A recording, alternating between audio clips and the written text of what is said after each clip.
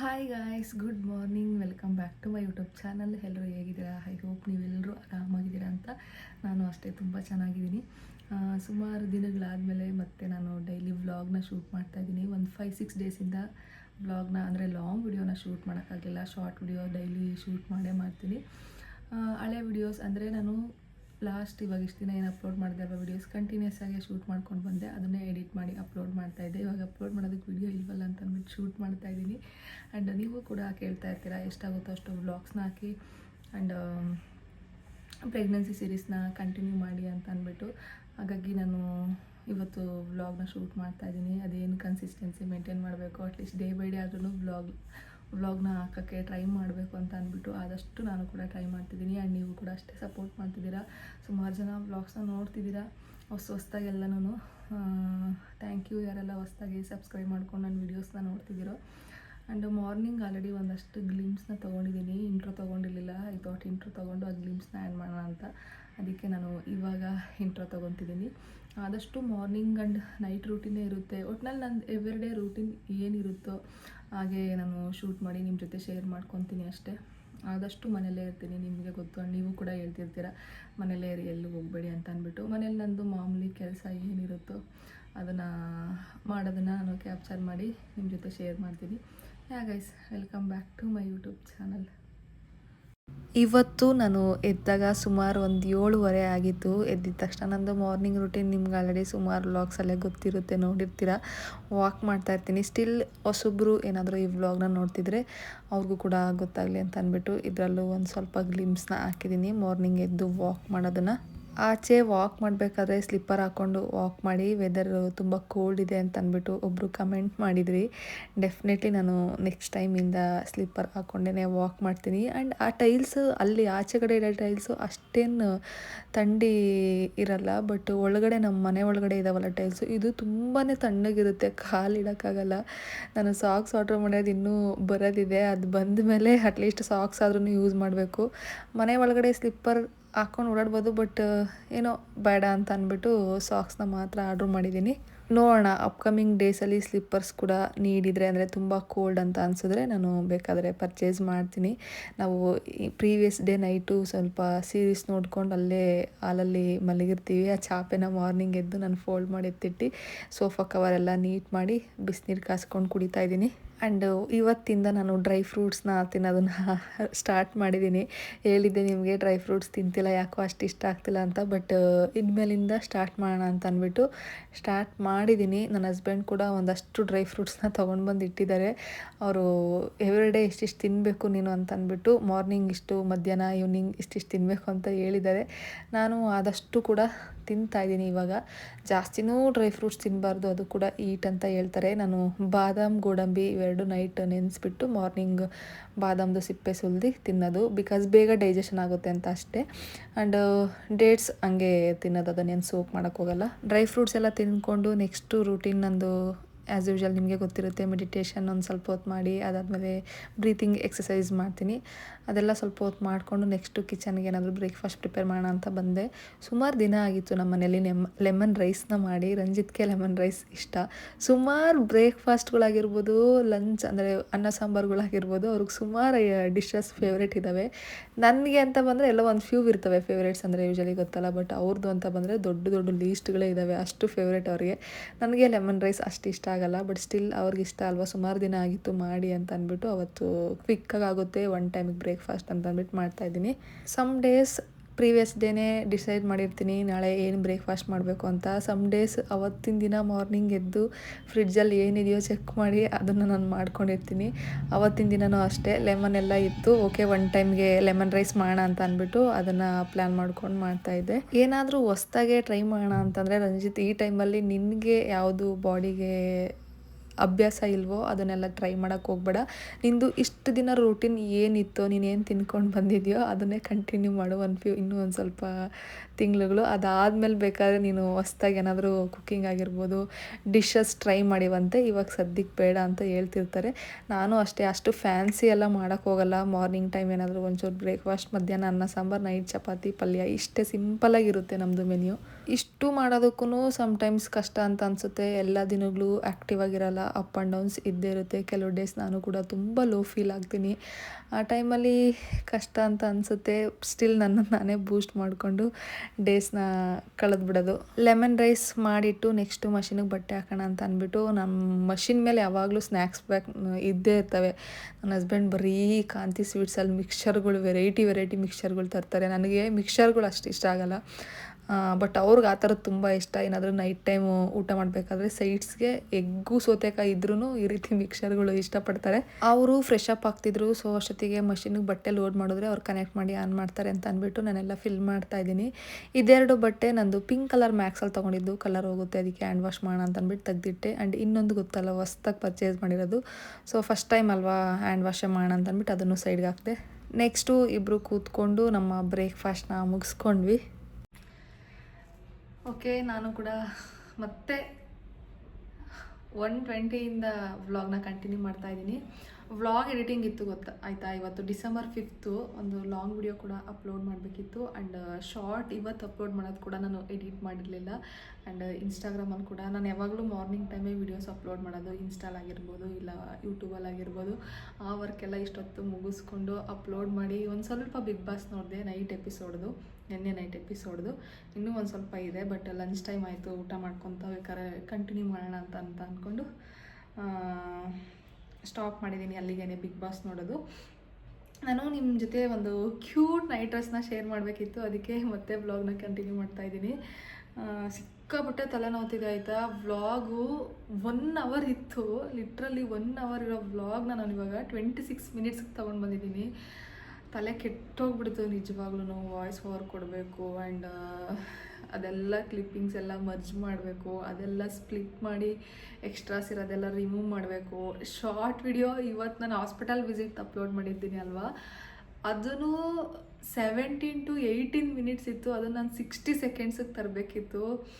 ನಿಜವಾಗ್ಲೂ ಎಡಿಟಿಂಗ್ ತುಂಬಾ ಕಷ್ಟ, ತುಂಬ ಪೇಷನ್ಸ್ ಬೇಕು. ನಂಗೆ ಸುಮಾರು ಜನ ನನ್ನ ಸರೌಂಡಿಂಗಲ್ಲಿರೋರು ಕೇಳೋದೆ ಅದು, ಎಷ್ಟು ಪೇಷನ್ಸ್ ನಿನಗೆ ವಿಡಿಯೋ ಎಡಿಟ್ ಮಾಡೋದಕ್ಕೆ. ನಮ್ಗೆ ಯಾವಾಗಾದರೂ ಏನಾನ ಅಕೇಶ್ನಲಿ ಎಡಿಟ್ ಮಾಡಬೇಕು ಅಂದ್ರೇ ತಲೆ ಕೆಟ್ಟೋಗುತ್ತೆ ಅಂತ ಹೇಳ್ತಿರ್ತಾರೆ.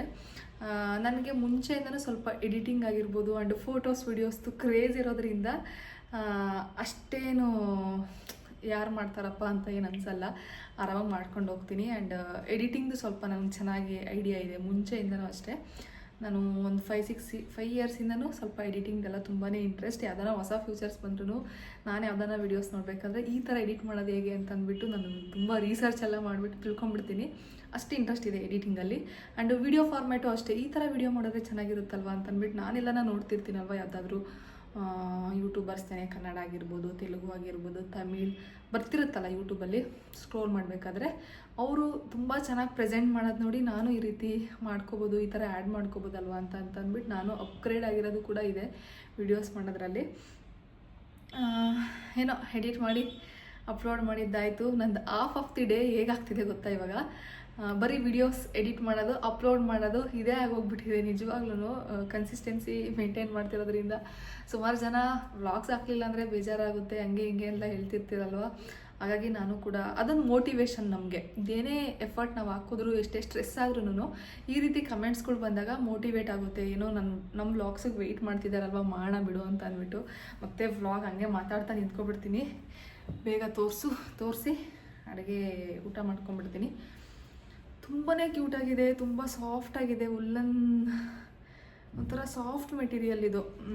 ನಾವು ಯೂಶ್ವಲಿ ಇವಾಗ ಬಾಟ್ ಟವಲ್ಸ್ ಎಲ್ಲ ಯೂಸ್ ಮಾಡ್ತೀವಲ್ಲ ಆ ಥರ ತುಂಬ ಅಂದರೆ ತುಂಬ ಸಾಫ್ಟಾಗಿದೆ, ತುಂಬ ಕ್ಯೂಟ್ ಅಂತಲೂ ಇದೆ. ನನ್ನ ಹತ್ರ ಲ್ಯಾವೆಂಡರ್ ಕಲರ್ ಒಂದೂ ಇರಲಿಲ್ಲ, ಏನೋ ಇಷ್ಟು ಲೆಂತ್ ಬರುತ್ತೆ. ಲ್ಯಾವೆಂಡರ್ ಕಲರ್ ಒಂದೂ ನೈಟ್ ಡ್ರೆಸ್ ಇರಲಿಲ್ಲ, ಅದಕ್ಕೆ ತಗೊಂಡೆ. ಇಲ್ಲಿ ನೋಡಿ ಕ್ಯೂಟ್ ಒಂದು ಟೆಡ್ಡಿ ಬಿಯರ್ ಹಾಕಿ ಒಂದು ಬೋ ಹಾಕಿದ್ದಾರೆ. ತುಂಬಾ ಚೆನ್ನಾಗಿದೆ, ತುಂಬಾ ಕಂಫರ್ಟ್, ಲೂಸ್ ಆಗಿದೆ. ಸ್ಲೀವು ಅಷ್ಟೇ ನನ್ನ ಕೈಗಿಂತ ಇನ್ನೂ ಒಂಚೂರು ಇಷ್ಟುದ್ದ ಬರುತ್ತೆ, ಅಷ್ಟುದ್ದ ಇದೆ. ನಂಗೆ ನೆನ್ನೆ ಟ್ರಯಲ್ ಮಾಡಿದೆ ಅಲ್ವಾ, ಟ್ರಯಲ್ ಮಾಡಿದ್ದಾದಮೇಲೆ ಯೂಶ್ವಲಿ ಆರ್ಡ್ರ್ ಮಾಡಿದಾಗ ಟ್ರಯಲ್ ಮಾಡ್ತೀವಲ್ವ, ಸೈಜ್ ಎಲ್ಲ ಕರೆಕ್ಟಾಗಿ ಆಗ್ತಿದೆಯೋ ಇಲ್ವೋ ಅಂತಂದ್ಬಿಟ್ಟು ಟ್ರಯಲ್ ಮಾಡಿದ್ದಾದಮೇಲೆ ನನಗೆ ಅದನ್ನು ರಿಮೂವ್ ಮಾಡೋಕ್ಕೆ ಅಂದರೆ ಮತ್ತೆ ಚೇಂಜ್ ಮಾಡೋದಕ್ಕೇ ಇಷ್ಟ ಆಗ್ತಿಲ್ಲ. ಅಷ್ಟು ಇಷ್ಟ ಆಯಿತು ನನಗಿದು.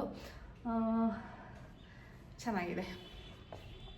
ಇದು ಏನು ಸ್ವೆಟ್ ಶರ್ಟು ಮತ್ತು ಇದು ಪ್ಯಾಂಟ್, ಇದು ವಿತ್ ಸೆಟ್ಟೇ ಬರೋದು. ನಾನು ಯಾವಾಗಲೂ ಸೆಟ್ ಇರೋದೇ ತೊಗೋತೀನಿ, ಸಪ್ರೇಟ್ಗಿಂತ ಈ ಥರ ಸೆಟ್ ಇದ್ದರೆ ಬೆಟರ್ ಅಂತ. ಇದು ಫುಲ್ಲು ಪ್ಲೇನೇ ಇದೆ, ಈ ರೀತಿ ಲೈನ್ಸ್ ಬಂದು ಪಾಕೆಟ್ ಏನೂ ಇಲ್ಲ ಇದರಲ್ಲಿ. ಇದೊಂದು ಡಿಸ್ಅಡ್ವಾಂಟೇಜಸ್ಸು. ಚೆನ್ನಾಗಿದೆ. ಇದು ನಾನು ತೊಗೊಂಡಿರೋದು ಎಲ್ ಸೈಜ್. ನಾನು ಯಾವಾಗಲೂ ತೊಗೊಳ್ಳೋದೇ ಎಲ್ ಸೈಜು. ತುಂಬ ಕಂಫರ್ಟಬಲ್ ಆಗಿರುತ್ತೆ ಅಂತ ಅಂದ್ಬಿಟ್ಟು. ಈ ಟೈಮಲ್ಲಿ ಗೊತ್ತಲ್ವ, ಸ್ವಲ್ಪ ಲೂಸ್ ಇದ್ರೇ ಚೆನ್ನಾಗಿರುತ್ತೆ.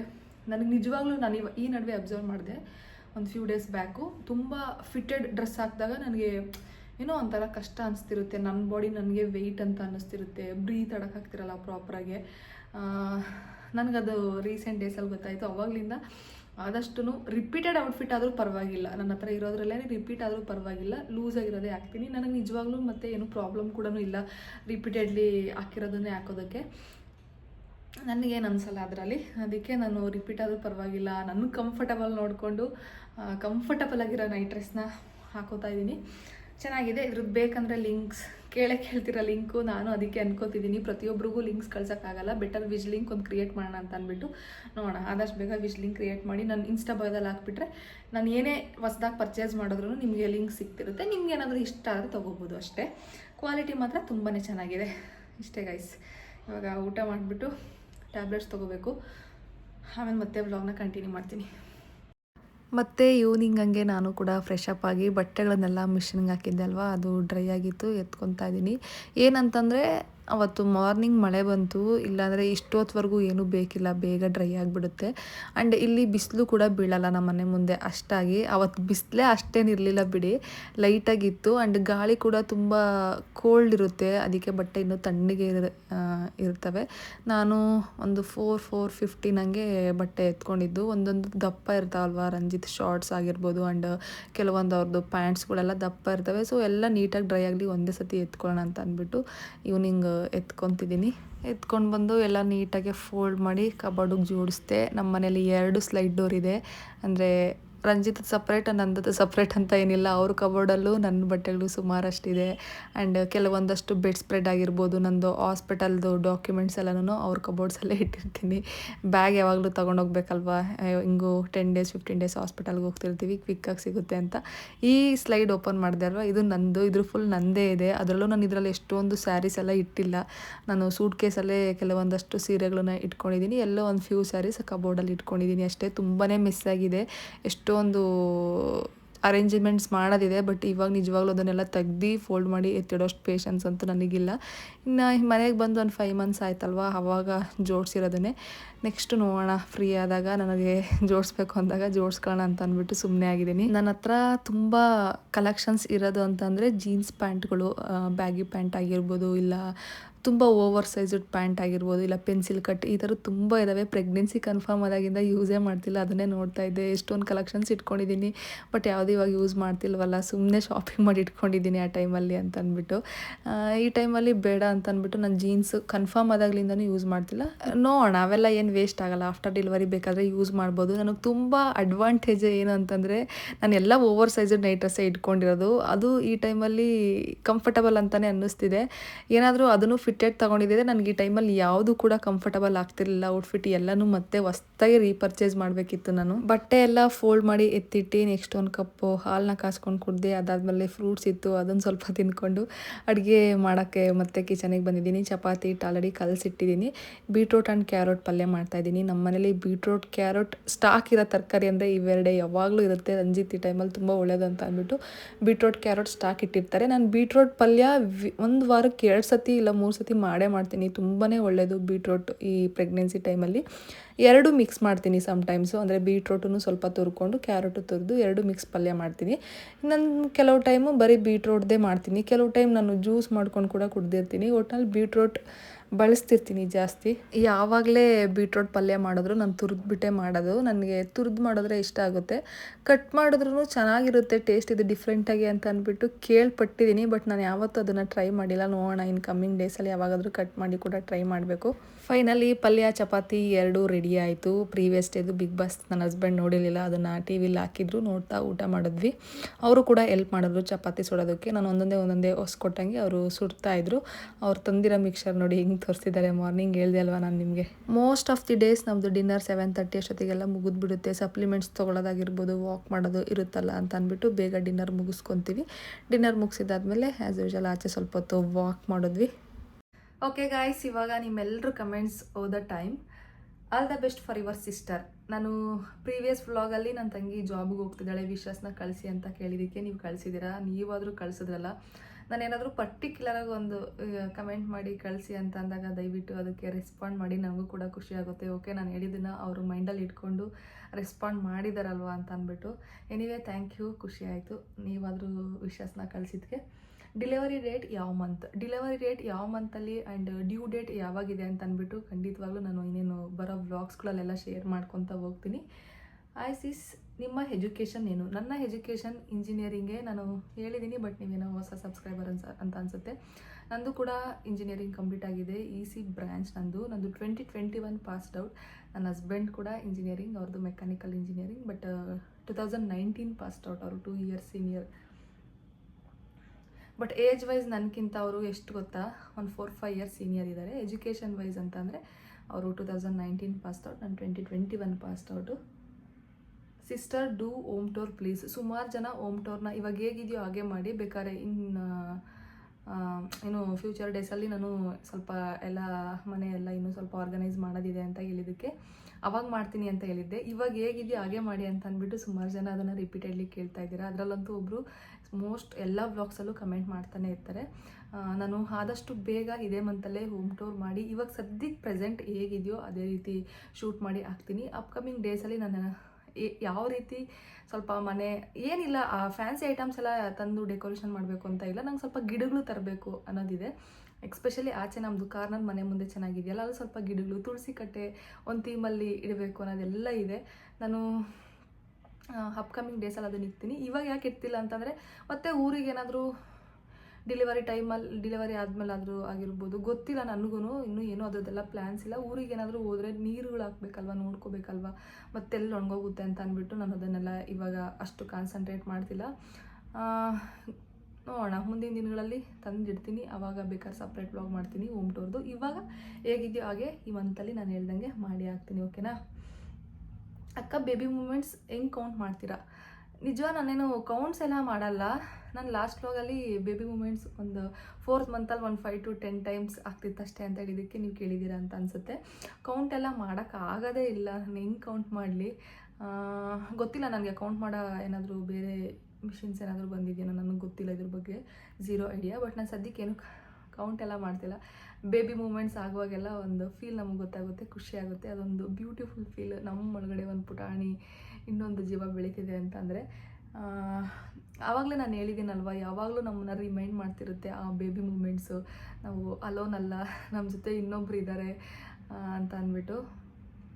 ಇವಾಗ ಇಬ್ಬರು ನಾವು ಅಂದರೆ ನಾನು ಪ್ರೆಗ್ನೆಂಟ್ ಆಗಿರೋದ್ರಿಂದ ಇಬ್ಬರಾಗಿರ್ಬೋದು, ಬಟ್ ಒಂದೇ ಇದರಲ್ಲಿ ಫೀಲ್ ಮಾಡೋದಿರುತ್ತಲ್ಲ, ಅದು ಒಂಥರ ಬ್ಯೂಟಿಫುಲ್ ಅಂತ ಅನಿಸುತ್ತೆ. ಅದು ನಿಜವಾಗ್ಲೂ ವರ್ಡ್ಸಲ್ಲಿ ಹೇಳೋಕ್ಕೆ ಆಗಲ್ಲ. ಅಷ್ಟೇ ಅಕ್ಕ, ಪ್ಲೀಸ್ ಹೋಮ್ ಟೂರ್ ಮಾಡಿ, ಕಂಪ್ಲೀಟಾಗಿ ಏನು ಬೇಡ, ಹೇಗಿದೆ ಹಾಗೆ ತೋರಿಸಿ. ಖಂಡಿತ ನಾನು ಈ ಮಂತಲ್ಲಿ ಮಾಡಿ ಹಾಕ್ತೀನಿ. ಬಿಕಾಸ್ ರಿಪೀಟೆಡ್ಲಿ ಕೇಳ್ತಿದ್ದೀರಾ, ನಾನು ಕೂಡ ರೆಸ್ಪೆಕ್ಟ್ ಮಾಡಬೇಕಾಗುತ್ತೆ ನಿಮ್ಮ ಕಮೆಂಟ್ಸ್ಗಳಿಗೂ, ಅಥವಾ ನೀವು ಯಾವ ರೀತಿ ವ್ಲಾಗ್ಸ್ನ ಎಕ್ಸ್ಪೆಕ್ಟ್ ಮಾಡ್ತಿದ್ದೀರೋ ಆ ವ್ಲಾಗ್ಸ್ಗಳಿಗೆಲ್ಲ. ಹೌದು ಸಿಸ್, ಇಬ್ಬರು ಸೇಮ್ ಜರ್ನಿಯಲ್ಲಿದ್ದೀವಿ and same symptoms. Back pain start ಆಗಿದೆ, ಬೇಗ ಮಲ್ಗೋಕ್ಕಾಗಲ್ಲ, ಎದ್ದೊಳಕ್ಕಾಗಲ್ಲ. ಹೌದಾ? ಆ್ಯಕ್ಚುಲಿ ಇವರು 6th ಮಂತ್ ಅಂತಲೇ ಹೇಳಿದರು. ಬ್ಯಾಕ್ ಪೇನು ನಾನು ಹೇಳ್ದೆ ಅಲ್ವಾ, ಹಿಂಗೆ ನಮ್ಮದು ಸ್ಟೊಮಕ್ ಹಿಂಗೆ ಬಂದು ಬ್ಯಾಕ್ ಈ ಥರ ಹೋಗಿರುತ್ತಲ್ಲ, ಅದಕ್ಕೆ ಬ್ಯಾಕ್ ಪೇನ್ ಅಂತ ಹೇಳಿದ್ರು ನನಗೆ. ಈ ಟೈಮಲ್ಲಿ ಬ್ಯಾಕ್ ಪೇನ್ ನಾರ್ಮಲ್ ಅಂತ ಹೇಳ್ತಾರೆ 6 months ಎಲ್ಲ ಆದಮೇಲೆ. ಆ್ಯಂಡ್ ಹೌದು, ನನಗೂ ಕೂಡ ಬೇಗ ಎದ್ದೇಳೋಕ್ಕಾಗಲ್ಲ. ನಾನು ಲಾಸ್ಟ್ ವ್ಲಾಗಲ್ಲಿ ಹೇಳಿದ್ದೆ, ಸೇಮ್ ಜರ್ನಿಲೇ ಇದ್ದೀವಿ ಅಂತ ಅನಿಸುತ್ತೆ. ಸೇಮ್ ಸಿಮ್ಟಮ್ಸ್ ಅಂತಲೂ ಕೂಡ ಹೇಳಿದ್ದೀರಾ. ನೋಡೋಣ ನಿಮ್ಮದು ಹೇಗಿರುತ್ತಿದ್ದು, ಎಲ್ಲನೂ ಎಂಜಾಯ್ ಮಾಡೋಣ ಇಬ್ಬರು. ನಿಮ್ಮ ವೆಯ್ಟ್ ಎಷ್ಟಿದೆ ಅಕ್ಕ ಆ್ಯಂಡ್ ನಿಮ್ಮ ಏಜ್ ಏನು? ಓಕೆ, ನಾನು ವೆಯ್ಟ್ ಸುಮಾರು ಜನ ಕೇಳಿದ್ರಿ. ನಂದು ಪ್ರೆಗ್ನೆನ್ಸಿ ಕನ್ಫರ್ಮ್ ಆದಾಗ ಹಾಸ್ಪಿಟಲ್ ವಿಸಿಟ್ಗೆ ಫಸ್ಟು ನಾವಿಬ್ಬರು, ನಾನು ಹಸ್ಬೆಂಡ್ ಮನೇಲಿ ಚೆಕ್ ಮಾಡಿದಾಗ ಪಾಸಿಟಿವ್ ಬಂದು ಒಂದು 3-4 daysಗೆ ನಾವು ಒಂದು ಸತಿ ಡಾಕ್ಟ್ರ್ ಹತ್ರ ಕನ್ಫರ್ಮ್ ಮಾಡ್ಕೊಳ್ಳೋಣ ಅಂತ ಅಂದ್ಬಿಟ್ಟು ಹೋಗಿದ್ವಿ. ಆವಾಗ ಫಸ್ಟ್ ಟೈಮ್ ನಾನು ಅಲ್ಲಿ ವೆಯ್ಟ್ ಚೆಕ್ ಮಾಡಿದ್ದು. ಮದುವೆ ಆದಮೇಲೆ ಫಸ್ಟು ನಾನು ವೆಯ್ಟ್ ಚೆಕ್ ಮಾಡಿದ್ದೆ ಅಲ್ಲಿ. ಆವಾಗ ನಾನು ಇದ್ದಿದ್ದು 56 ಸಮಥಿಂಗ್, ಒಂದು 56 kg ಸಮಥಿಂಗ್ ಎಷ್ಟೋ ಗ್ರಾಮ್ಸ್ ಇದ್ದೆ. ಬಟ್ ಈಗ ನಾನಿರೋದು 64 kg. ನಾನು ಆ್ಯಕ್ಚುಲಿ ಹೈಟ್ ಇದ್ದೀನಿ, 165 centimeter ಇರೋದು. ಒಂದೊಂದು ಟೈಮ್ ನೀನು ಅಷ್ಟೊಂದು ವೆಯ್ಟ್ ಇದೆಯಾ ಅಂದರೆ ನಂಬಕ್ಕೆ ಆಗಲ್ಲ ಅಂತಲೂ ನನ್ನ ಸುತ್ತಮುತ್ತ ಇರೋರು ಎದುರಿಗಿರೋರು ಹೇಳಿದ್ದಾರೆ. ಒಬ್ರದ್ದು ಬೋನ್ಸ್ ಕೂಡ ವೆಯ್ಟ್ ಬರುತ್ತೆ. ನಾನಿವಾಗ ಕರೆಂಟ್ ವೆಯ್ಟ್ 64 kg ಇದ್ದೀನಿ. ಪ್ರೆಗ್ನೆನ್ಸಿ ಕನ್ಫರ್ಮ್ ಆದಾಗ ಆವಾಗಲೇ ಹೇಳ್ದಂಗೆ 56 kg ಸಮ್ ಗ್ರಾಮ್ಸ್ ಏನೋ ಇದ್ದೆ. ಸುಮಾರಷ್ಟು ಚೇಂಜಸ್ ಆಗುತ್ತೆ. ನಾವು ಯಾವುದನ್ನು ರಿಗ್ರೆಟ್ ಮಾಡೋಂಗಿಲ್ಲ, ಬೇಜಾರು ಮಾಡ್ಕೊಳ್ಳೋಂಗಿಲ್ಲ, ಖುಷಿ ಪಡಬೇಕು. ಇಲ್ಲಿ ನೋಡಿ ಪಿಂಪಲ್ಸ್ ನನ್ನ ಫೇಸಲ್ಲಿ ಎಷ್ಟು ಆಗಿದ್ದಾವೆ ಅಂತ ಅಂದ್ಬಿಟ್ಟು. ನನಗೆ ಪಿಂಪಲ್ಸ್ ಕೂಡ ಜಾಸ್ತಿ ಫೇಸಲ್ಲಿ ಆಗ್ತಾ ಇರುತ್ತೆ ಆ್ಯಂಡ್ ಫೇಸ್ ಕೂಡ ಸಮ್ಟೈಮ್ಸ್ ಡಲ್ ಅಂತ ಅನ್ನಿಸ್ತಿರುತ್ತೆ. ಇಟ್ಸ್ ಓಕೆ, ನನಗೇನು ಪ್ರಾಬ್ಲಮ್ ಇಲ್ಲ, ಏನಾದರೂ ಆಗಲಿ ಅಂತ ಅಕ್ಸೆಪ್ಟ್ ಮಾಡ್ಕೊಂಡ್ಬಿಟ್ಟಿದ್ದೀನಿ. ಸುಮಾರಷ್ಟು ಸೈಜ್ ಇವಾಗ ಎಸ್ಸಿಂದ ಎಮ್ಮಿಗೆ ಶಿಫ್ಟ್ ಆಗಿದ್ದೀನಿ. ಗೊತ್ತಿಲ್ಲ ಇನ್ನೂ ಅಪ್ಕಮಿಂಗ್ ಮಂತ್ಸಲ್ಲಿ ಹೆಂಗೆ ಆಗುತ್ತೆ ಅಂತ ಅಂದ್ಬಿಟ್ಟು. ಏನೂ ಬೇಜಾರಿಲ್ಲ ನನಗೆ, ಇನ್ನೂ ಖುಷಿನೇ ಇದೆ ಈ ಜರ್ನಿಲಿ. ಶಾಲ್ದು ಲಿಂಕ್ ಕಳಿಸಿ ಪ್ಲೀಸ್. ಓಕೆ, ಏಜ್ನೂ ಕೂಡ ಕೇಳಿದ್ದೀರಲ್ವ. ನಂದು ಇವಾಗ 25 ಏಜ್. 25th ಬರ್ಡೇ ವ್ಲಾಗ್ ಹಾಕಿದ್ದೆ, ಮೇ ಬಿ ನೀವು ನೋಡಿಲ್ಲ ಅಂತ ಅನಿಸುತ್ತೆ. ಸೆಪ್ಟೆಂಬರ್ 21 ನಂದು ಬರ್ಡೇ, 2000 ನಂದು ಬಾರ್ನ್. ಶಾಲ್ದು ಲಿಂಕು ನಾನು ಅವಾಗಲೇ ಹೇಳ್ದಂಗೆ ವಿಜ್ ಲಿಂಕ್ ಕ್ರಿಯೇಟ್ ಮಾಡಿ ಅದರಲ್ಲೆಲ್ಲ ಏನೇ ಪರ್ಚೇಸ್ ಮಾಡಿದ್ರು ಹಾಕೋಣ ಅಂತ ಅಂದ್ಕೊಂಡಿದ್ದೀನಿ. ನಿಮಗೆ ಬೇಕು ಅಂತ ಅನ್ಸಿದ್ರು ನನಗೆ ಇನ್ಸ್ಟಾದಲ್ಲಿ DM ಮಾಡಿ. ನೀವು ಇಫ್ ಇನ್ ಕೇಸ್ ಇನ್ಸ್ಟಾದಲ್ಲಿ ಇಲ್ಲ ಅಂತಂದರೆ ಇಲ್ಲೇ ಕಳಿಸ್ಕೊಡ್ತೀನಿ ಹೇಳಿ. ಬಿಕಾಸ್ ಒಬ್ಬರು ನಾನು ಇನ್ಸ್ಟಾದಲ್ಲಿ ಇಲ್ಲ ಇದರಲ್ಲೇ ಕಳಿಸ್ಕೊಡಿ ಅಂತಲೂ ಕೇಳಿದ್ರಿ. ಹೌದು, ಕೆಲವೊಬ್ರು ಇನ್ಸ್ಟಾಗ್ರಾಮ್ ಯೂಸ್ ಮಾಡಲ್ಲ, ಟೈಮ್ ತುಂಬ ಕನ್ಸ್ಯೂಮ್ ಮಾಡುತ್ತೆ ಅಂತ. ಬಿಕಾಸ್ ಎಲ್ರದ್ದು ಆರಾಮಾಗಿರಲ್ಲಲ್ವ, ಒಬ್ಬೊಬ್ಬರು ವರ್ಕ್ ಮಾಡ್ತಿರ್ತಾರೆ, ಸ್ಟೂಡೆಂಟ್ಸ್ ಇರ್ತಾರೆ, ಇಲ್ಲ ಬೇರೆ ಕೆಲಸದಲ್ಲಿ ಬ್ಯುಸಿ ಇರ್ತಾರೆ. ಹಾಗಾಗಿ ಟೈಮ್ ಕನ್ಸ್ಯೂಮ್ ಮಾಡುತ್ತೆ ಅಂದ್ಬಿಟ್ಟು ಸುಮಾರು ಜನ ಇನ್ಸ್ಟಾಗ್ರಾಮ್ ಯೂಸ್ ಮಾಡಲ್ಲ, ನಾನು ನೋಡಿದ್ದೀನಿ. I am from Devanahalli. ನಿಮ್ಮ ವ್ಲಾಗ್ ತುಂಬಾ ಇಷ್ಟ ಆ್ಯಂಡ್ ತುಂಬ ಜೆನ್ಯೂನ್ ಅನ್ನಿಸ್ತು. ಲಾಸ್ಟಲ್ಲಿ ಕಮೆಂಟ್ ಓದ್ತೀರಿ ಅಲ್ವಾ, ಅದು ತುಂಬ ನಿಮ್ಮ ಸಬ್ಸ್ಕ್ರೈಬರ್ಗೂ ನೀವು ಟೈಮ್ ಕೊಡ್ತೀರಾ. ತುಂಬ ಖುಷಿ ಆಗುತ್ತೆ. ಹರೇ ಕೃಷ್ಣ, ಎಲ್ಲ ಒಳ್ಳೆಯದಾಗಲಿ. ತುಂಬ ಖುಷಿ ಆಯಿತು. ನಾನು ಹೇಳಿದ್ದೀನಿ ಆಲ್ರೆಡಿ ವ್ಲಾಗ್ಸ್ಗಳಲ್ಲಿ, ಬಟ್ ಸ್ಟಿಲ್ ಹೇಳ್ತೀನಿ ನಿಮ್ಮ ಕಮೆಂಟ್ಸ್ ಬಂದಿರೋದ್ರಿಂದ. ನಾನು ಯೂಟ್ಯೂಬ್ ಸ್ಟಾರ್ಟ್ ಮಾಡಬೇಕಾದ್ರೆ ಅಂದ್ಕೊಂಡಿದ್ದೆ ನಾನು ಹೇಗಿದ್ದೀನೋ ಹಾಗೆ ಇರಬೇಕು. ಆದಷ್ಟು ಏನಂತಾರೆ ವೀಡಿಯೋಗೋಸ್ಕರ ನಾನು ಚೇಂಜ್ ಆಗೋದಾಗಿರ್ಬೋದು, ಏನೂ ಇರಬಾರ್ದು. ನ್ಯಾಚುರಲಾಗಿ ನಾನು ರಿಯಲ್ ಲೈಫಾಗಿ ಹೇಗಿದ್ದೀನೋ ಹಾಗೆ ಯೂಟ್ಯೂಬಲ್ಲೂ ಕೂಡ ನಾನು ಪ್ರೆಸೆಂಟ್ ಮಾಡಬೇಕು ಅಂತಲೇ ನಾನು ಮೈಂಡಲ್ಲಿ ಫಿಕ್ಸ್ ಆಗಿದ್ದು. ನಾನು ಹೇಗಿದ್ದೀನೋ ಹಾಗೇ ಇದ್ದೀನಿ ನಿಜವಾಗ್ಲೂ. ವೀಡಿಯೋಸಲ್ಲಿ ಕೂಡ ಅದನ್ನು ತುಂಬ ಜನ ಇಷ್ಟಪಡ್ತೀರಾ, ಆನೆಸ್ಟಾಗಿ ಹೇಳ್ತೀರಾ, ಏನೇ ಇದ್ರೂ ಆನೆಸ್ಟಾಗಿದ್ದೀರಾ ಅಂತ ಅಂದ್ಬಿಟ್ಟು. ಆ್ಯಂಡ್ ಸಬ್ಸ್ಕ್ರೈಬರ್ಸ್ ಕಮೆಂಟ್ಸ್, ನಾನು ನಿಮ್ಮ ಕಮೆಂಟ್ಸ್ಗೂ ಪ್ರಿಯಾರಿಟಿ ಕೊಡ್ತೀನಿ ಯಾವಾಗಲೂ ಅಷ್ಟೇ. ಮುಂದಿನ ದಿನಗಳಲ್ಲೂ ಅಷ್ಟೇ. ನಾನು ಇದನ್ನು ಸ್ಟಾರ್ಟ್ ಮಾಡಿದ್ದು ಮೇಯ್ನ್ ರೀಸನ್ ಏನಂದರೆ ಕಮೆಂಟ್ಸ್ ಓದೋದು ಸ್ಟಾರ್ಟ್ ಮಾಡೋದಕ್ಕೆ ಮೇಯ್ನ್ ರೀಸನ್ ಏನಂದರೆ, ನಾನು ಇನ್ನೂ ನಿಮಗೆ ಹತ್ರ ಆಗ್ಬೋದು. ನೀವೇನಾದರೂ ಕೇಳೋದಿದ್ರೆ ಕೇಳ್ತೀರಾ, ನಾನು ಹೇಳ್ಕೊತೀನಿ. ಅಲ್ಲೇ ಕಮೆಂಟ್ಸಲ್ಲಿ ರಿಪ್ಲೈ ಮಾಡಿದ್ರೆ ಒಬ್ಬೊಬ್ಬರು ನೋಡ್ತಾರೆ, ಒಬ್ಬೊಬ್ಬರು ನೋಡಲ್ಲ. ವ್ಲಾಗ್ ಆದರೆ ಎಲ್ಲರೂ ನೋಡ್ತಿರ್ತಾರಲ್ವ, ಕನೆಕ್ಟ್ ಆಗ್ಬೋದು ನಿಮ್ಮ ಜೊತೆ ಇನ್ನೂ ನಾನು ಅಂತ ಅಂದ್ಬಿಟ್ಟು ಇದನ್ನು ಸ್ಟಾರ್ಟ್ ಮಾಡಿದ್ದು. ಬಟ್ ಸುಮಾರು ಜನ ಇದನ್ನು ಅಪ್ರಿಷಿಯೇಟ್ ಮಾಡಿದ್ದೀರಾ, ಇಷ್ಟಪಡ್ತಿದ್ದೀರಾ. ಕಂಟಿನ್ಯೂ ಮಾಡ್ತೀನಿ. ನಾನು ಅಂದ್ಕೊಂಡೆ ಮೇ ಬಿ ಬೋರ್ ಆಗ್ಬೋದೇನೆ ಅವ್ರಿಗೆ ಕಮೆಂಟ್ಸ್ ಓದೋದೆಲ್ಲ, ಲಾಸ್ಟ್ ಒಂದು 5-6 ಮಿನಿಟ್ಸ್ ಅಂದ್ಕೊಂಡೆ. ಇಲ್ಲ, ಸ್ಟಿಲ್ ತುಂಬ ಜನ ಇಷ್ಟಪಡ್ತಿದ್ದೀರಾ. ಆ್ಯಂಡ್ ತುಂಬ ಜನ ಸ್ಕಿಪ್ ಮಾಡದೆ ಕೂಡ ನೋಡ್ತೀರಾ. ನಾನು ವಾಚ್ ಅವರ್ಸಲ್ಲೆಲ್ಲ ಚೆಕ್ ಮಾಡ್ತೀನಿ, ಅನಾಲಿಟಿಕ್ಸ್ ಎಷ್ಟು ಅವರ್ಸ್ ನೋಡಿದ್ದಾರೆ ಪ್ರತಿಯೊಂದೂ. ಥ್ಯಾಂಕ್ ಯು ನಿಮ್ಮ ಈ ಕಮೆಂಟಿಗೆ.